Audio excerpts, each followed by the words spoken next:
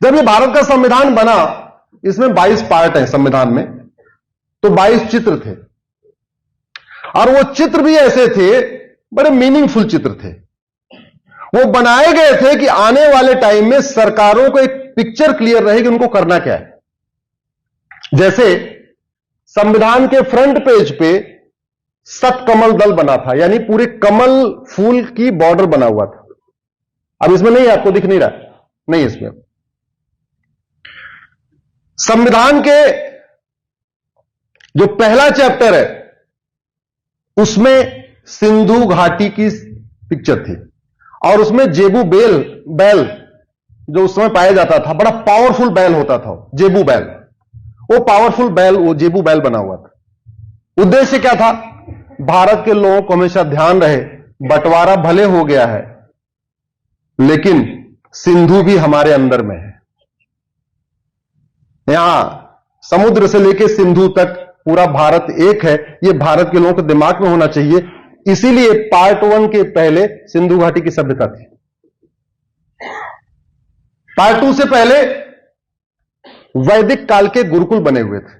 ध्यान दीजिए, पार्ट 2 नागरिकता की बात करता है, और पार्ट 2 के पहले वैदिक काल के गुरुकुल बने हुए हैं। इसका मतलब चित्रों के माध्यम से कहा गया था कि भारत में कम से कम प्राइमरी और सेकेंडरी में गुरुकुल और वैदिक शिक्षा व्यवस्था लागू करना। आपका जो चित्र होता है वो बहुत कुछ बोलता है। पार्ट 2 से पहले वैदिक काल के गुरुकुल। पार्ट 3 पुष्पक विमान पे भगवान श्री राम, लक्ष्मण और माता सीता बैठी हुई है। पार्ट 3 हमारा फंडामेंटल राइट है। वो चित्र यह कह रहा था कि संविधान का लक्ष्य है राम राज्य की स्थापना। अगर भगवान राम, लक्ष्मण और सीता का चित्र होता, पुष्पक विमान होता, तो ये सेकुलर शब्द जोड़ ही नहीं पाते। जोड़ पाते क्या? नहीं। और अब अगर पन्ना फाड़ते तो बवाल हो जाता। इसलिए बेटी को आगे जो काम करना है इंदिरा को, पिताजी पहले काम करके चले गए। बोले पन्ना मैं उखाड़ दे रहा हूं, सेकुलर तुम जोड़ देना। पार्ट 4 को कहते हैं डायरेक्टिव प्रिंसिपल। पार्ट 4 में लिखा हुआ है, डायरेक्टिव प्रिंसिपल में जो लोग नई वकालत वाले हैं उनको मैं बता देता हूं। डायरेक्टिव प्रिंसिपल में डायरेक्शन दिया हुआ है केंद्र और राज्य को, आपको करना क्या क्या है। डायरेक्टिव प्रिंसिपल में लिखा है आर्टिकल 47, आपको भारत को नशा मुक्त, शराब मुक्त बनाना है।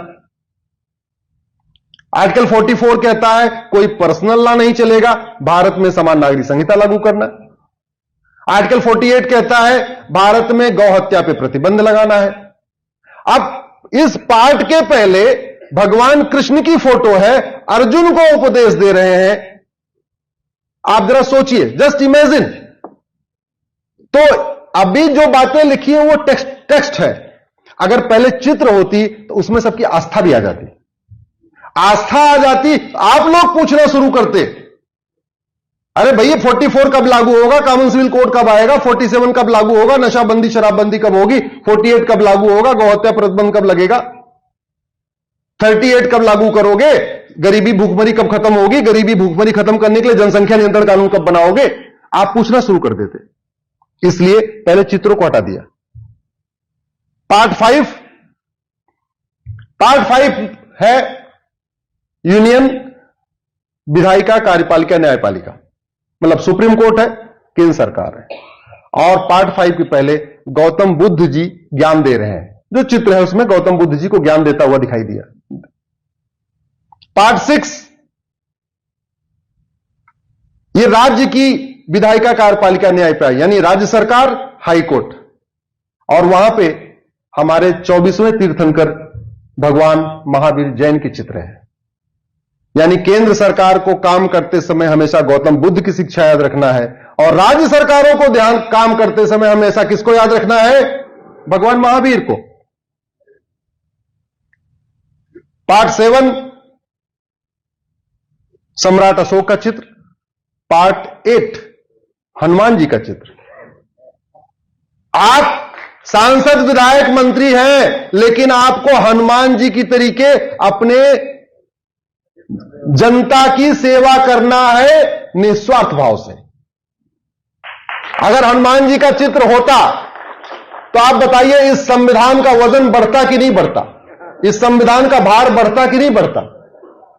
हनुमान जी को भी निकाल के फेंक दिया।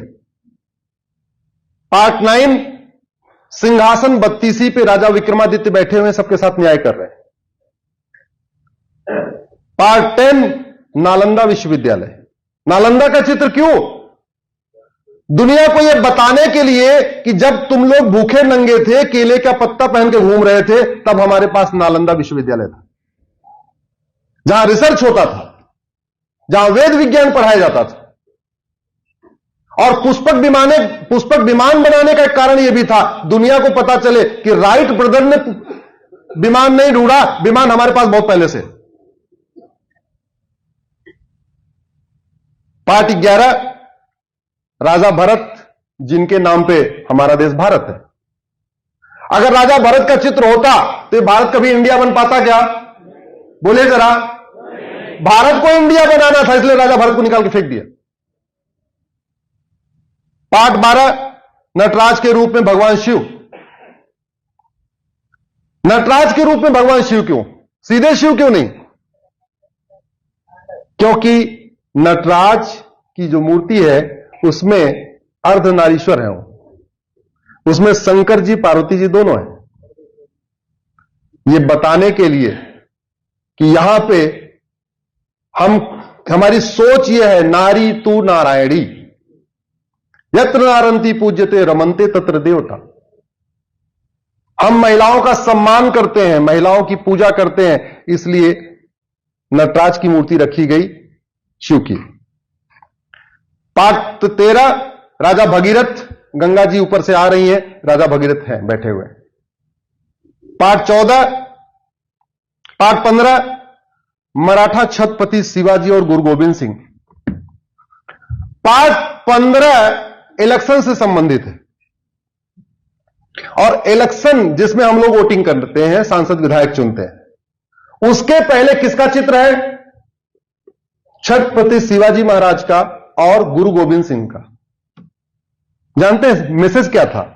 मैसेज यह था, वोट देते समय इन दोनों महापुरुषों को याद रखना जिन्होंने धर्म रक्षा के लिए अपना बलिदान, सर्वस्व बलिदान किया है। जाति के आधार पे वोट मत करना, भाषा के आधार पे वोट मत करना, क्षेत्र के आधार पे वोट मत करना। वीर शिवाजी और गुरु गोविंद सिंह को देख के, उनके बलिदान को देख के वोट करना। जो धर्म के काम आए उसको वोट करना, अधर्मियों को वोट मत करना।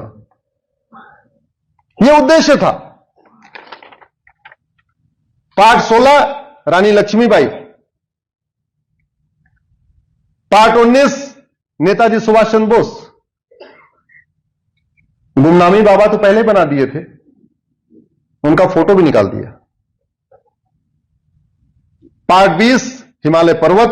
पार्ट 21 राजस्थान में रेगिस्तान में सजे हुए ऊंटों की रैली चल रही है।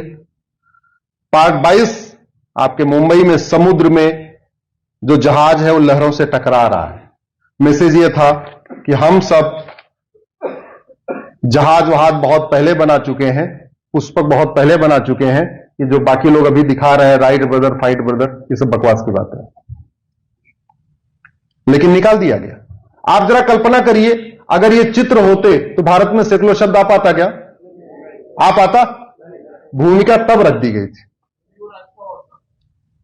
और ये अपने आप में चित्र बता रहे हैं भारत में हिंदू राष्ट्र है। अरे इन चित्रों के अलावा और क्या चाहिए आपको? अगर ये चित्र रहे होते संविधान में, कोई भी सरकार अगर गलत कानून बनाना शुरू करती तो हंगामा होता, जनता भी हंगामा करती, और बाकी जो पॉलिटिकल पार्टियां एक्टिविस्ट वो तो करते, लेकिन हटा दिया। और हटाने का नतीजा यह है, आज हम अपने ही देश में धीरे धीरे धीरे धीरे थर्ड क्लास सिटीजन हो गए। कानून बना बना के भारत में हमें थर्ड क्लास सिटीजन बना दिया।